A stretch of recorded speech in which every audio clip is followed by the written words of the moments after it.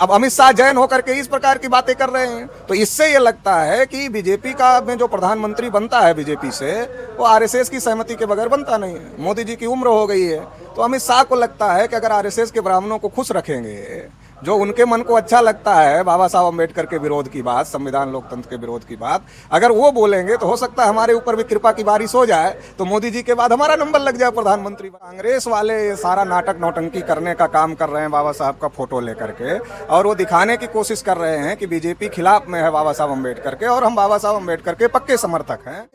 मंडल commission के खिलाफ BJP भी थी, कांग्रेस भी थी। तो सवाल यह है कि इनकी नीतियों में कोई परिवर्तन नहीं है। निजीकरण, भूमंडलीकरण, उदारीकरण की नीति कांग्रेस ने 90 में लाया, आज उसको वो बढ़ा रहे हैं। तो राहुल जी 1-2 पूंजीपतियों को टारगेट कर रहे हैं, लेकिन ये नीति तो कांग्रेस ने लाया ना मौलिक रूप से। तो कांग्रेस की बात को ही बीजेपी आगे बढ़ा रही है। इंदिरा गांधी ने इमरजेंसी लगाया तो कौन सा लोकतंत्र के समर्थन में थी? दोनों पार्टियां एक ही सिक्के के दो पहलू। हेलो दोस्तों, नमस्कार। मैं हूं मनीष कुमार और आप देख रहे हैं एम्बियंस। स्वागत है मेरे यूट्यूब चैनल पे। दोस्तों, आज मैं बामसेफ का 41वां अधिवेशन गया में मौजूद हूं और यहाँ पे हमारे साथ मौजूद हैं राष्ट्रीय पिछड़ा वर्ग मोर्चा के राष्ट्रीय अध्यक्ष चौधरी विकास पटेल साहब। सर, एक अभी हाल ही में एक ज्वलंत मुद्दा आया है जिसमें संसद भवन में भारत के गृह मंत्री माननीय अमित शाह जी ने एक सवाल कहा कि ये समाज एक फैशन बन गया है कि बाबा साहब का नाम बाबा साहब डॉक्टर भीमराव अम्बेडकर के किए जा रहे हैं। अगर इतना ही भगवान का नाम लिए होते हैं तो उनको 7 जन्मों तक स्वर्ग मिलता। इस पे क्या कहेंगे सर? आरएसएस की जो मौलिक विचारधारा है, वो मौलिक विचारधारा संविधान लोकतंत्र के विरोध में है।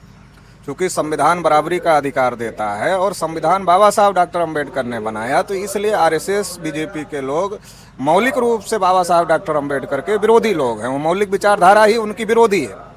लेकिन अब चूंकि बाबा साहब अम्बेडकर को मानने वाले लोग समाज में ज़्यादा हैं, इसलिए उनको मजबूरी में बाबा साहब अम्बेडकर का नाम लेना पड़ता है, उनका सम्मान करना पड़ता है। लेकिन जब पार्लियामेंट में बार बार बाबा साहब अम्बेडकर का नाम आया, तो उनका जो अंदर का मामला था वो निकल कर बाहर आ गया और उनको वो समझ ही नहीं पाए कि वो क्या बोल रहे हैं। चूंकि अंदर जो आइडियोलॉजी थी वो बार बार, चूंकि बाबा साहब का नाम इतना बार आया कि उनको इतना ज़्यादा अंदर से बुरा लगा कि उनके मुंह पर वो बात आ गई जो दिल के अंदर थी। दूसरी महत्वपूर्ण बात यह है कि देश में जो आज़ादी के पहले, देश के और अंग्रेज़ों के आने के पहले जो मनुवादी व्यवस्था थी और जो मनुस्मृति पर आधारित व्यवस्था थी, आरएसएस बीजेपी के लोग उसी व्यवस्था को लागू करना चाहते हैं और इसके लिए जो है वो बराबर इस बात के लिए काम कर रहे हैं। और समय समय पर वो संविधान समीक्षा की बात करते हैं, संविधान बदलने की बात करते हैं। जब अटल बिहारी वाजपेयी की सरकार थी तो संविधान समीक्षा की बात चली थी। 2024 इलेक्शन के पहले भाजपा और आरएसएस के तमाम नेताओं ने कहा कि संविधान को बदलना है, इसलिए हमको 400 से ज़्यादा सीटें चाहिए।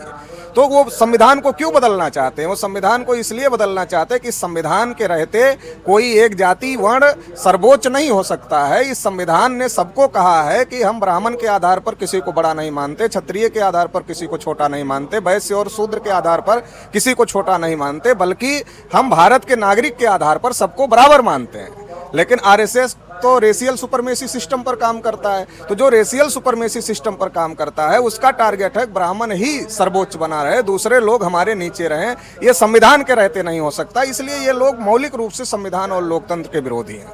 दूसरा क्या है, अमित शाह को लगता है, वैसे अमित शाह हमने सुना जैन है, तो जैन तो समता स्वतंत्रता भाईचारा मानते हैं। लेकिन अब अमित शाह जैन होकर के इस प्रकार की बातें कर रहे हैं, तो इससे ये लगता है कि बीजेपी का में जो प्रधानमंत्री बनता है बीजेपी से, वो आरएसएस की सहमति के बगैर बनता नहीं है। मोदी जी की उम्र हो गई है, तो अमित शाह को लगता है कि अगर आरएसएस के ब्राह्मणों को खुश रखेंगे, जो उनके मन को अच्छा लगता है, बाबा साहब अम्बेडकर के विरोध की बात, संविधान लोकतंत्र के विरोध की बात अगर वो बोलेंगे, तो हो सकता है हमारे ऊपर भी कृपा की बारिश हो जाए, तो मोदी जी के बाद हमारा नंबर लग जाए प्रधानमंत्री बनने के लिए। तो इसलिए इस प्रकार का बयान उनके द्वारा दिया गया है। लेकिन दूसरी तरफ जो कांग्रेस वाले सारा नाटक नौटंकी करने का काम कर रहे हैं बाबा साहब का फोटो लेकर के, और वो दिखाने की कोशिश कर रहे हैं कि बीजेपी खिलाफ में है बाबा साहब अम्बेडकर के और हम बाबा साहब अम्बेडकर के पक्के समर्थक हैं।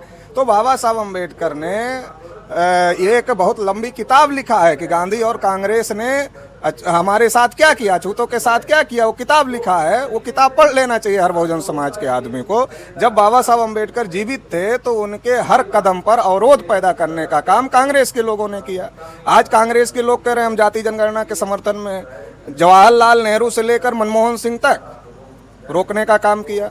कालेलकर कमीशन नहीं बना रहे थे, बाबा साहब अम्बेडकर को इस्तीफा देना पड़ा। महिलाओं को अधिकार देने के लिए नहीं तैयार थे बाबा साहब, हिंदू कोड बिल बनाए थे, बाबा साहब को इस्तीफा देना पड़ा। और कालेलकर कमीशन बनाया भी तो उसको लागू नहीं किया।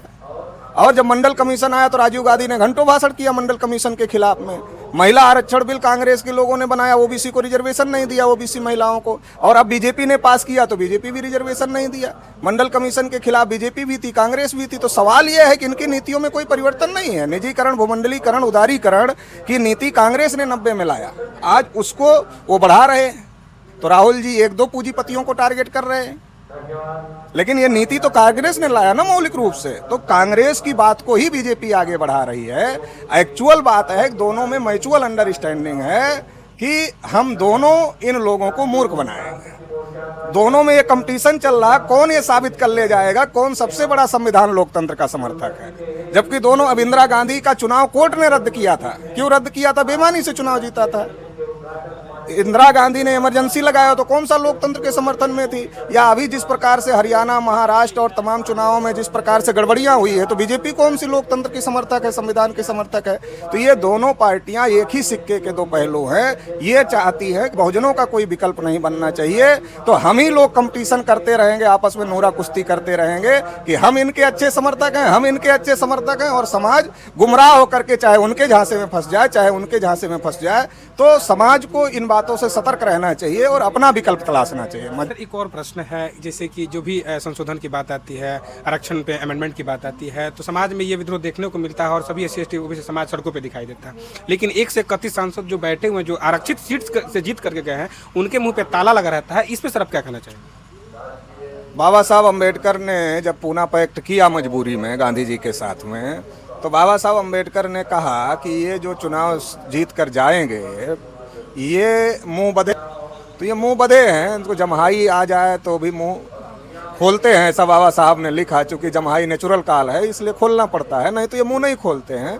तो बाबा साहब अम्बेडकर ने ऐसा लिखा, तो वो बात अभी तक सही है। उसका कारण है क्योंकि वो जिस पार्टी से चुन कर जाते हैं तो वो क्या कहते हैं कि पार्टी ने हमको टिकट दिया इसलिए ना आपने हमको वोट दिया, अगर पार्टी हमको टिकट नहीं देती तो आप हमको वोट नहीं देते। तो हम पहले पार्टी का सुने। तो पार्टी के नाम पर गुलाम बना लिया गया जनप्रतिनिधियों को। पहले ये मामला शेड्यूल कास्ट, शेड्यूल ट्राइब तक था, अभी ये OBC तक आ गया है। क्योंकि क्या दल बदल कानून लागू हो गया। दल बदल कानून लागू होने का मतलब ये है कि अगर आप पार्टी लाइन से हट करके बोलेंगे तो आपकी संसद की सदस्यता खत्म हो जाएगी। अगली बार वो पार्टी आपको टिकट नहीं देगी तो चुनाव जीत कर आना मुश्किल हो जाएगा। तो पूना पैक्ट के आधार पर तो रिजर्व सीट से जो SC ST के लोग जाते थे उन प्रतिनिधियों को तो गुलाम बनाया ही था। अब दल बदल कानून से सारे प्रतिनिधियों को गुलाम बना लिया, OBC के लोगों को भी गुलाम बना लिया। वही कहाँ बोल पाते हैं, उनको भी डर लगता है अगर बोलेंगे तो टिकट काट देगा। तो ये जो सिस्टम बनाया गया है, ये जो ब्राह्मणवादी पार्टियों के द्वारा जो लोग चुनकर जाते हैं, जब वो फील्ड में आते हैं तो कहते हैं मैं OBC हूँ, मैं SC हूँ, मैं ST हूँ वोट लेने के लिए। जब वहाँ जाते हैं तो मैं कांग्रेस का हूँ, मैं BJP का हूँ, मैं इस पार्टी का हूँ, मैं उस पार्टी का हूँ, तब SC ST OBC ये बात नहीं बोलते हैं।